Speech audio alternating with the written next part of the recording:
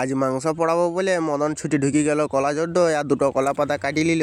তারপর হায়া ভোসটা নিয়ে রওনা দিলি এবার পানের উদ্দেশ্যে মাংস কিনবো বলে। মাংস দোকানে ঢুকে নিয়ে 50 টাকার মাংস নিয়ে আদা রসুনের পেস্ট আর হলুদ লঙ্কা জিরা কিনে নিলি। তারপর সোজা আইসে নিয়ে ঢুকে গেলি আমাদের বড় বাঁধের পেছনে বড় খেজুর জড্ডায়। হাই দেখো খুড়ারা, আমার একটা ভাই এখানে তিরঙ্গা বিলাছে। তারপর আর কি দাদা ভাই লাগিয়ে গেলি খেজুর জোড়ে কাঠ ভাঙতে।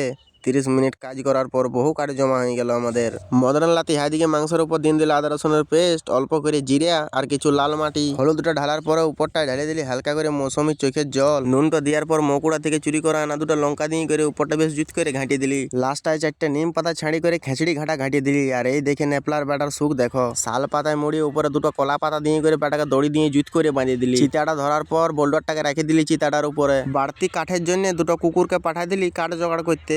শীতকালে আগুন পাইয়ে দুটো ভুলি দেখো কি সুন্দর আগুন পুয়াছে। এরা দুজন মুখের জল সামলাতে না পারে বোল্ডারটাকে তুলে দেখে মালটা একদম হয়ে গেছে। বাড়তি নিম পাতা গিলে উপরে দেওয়ার পর যে জন দিকে চাটনি চাটা করে দিলে গপ গপ মুখে ঢুকাই নিয়ে করে হাতটা ধুই নিলি তনিমার চোখের জলে।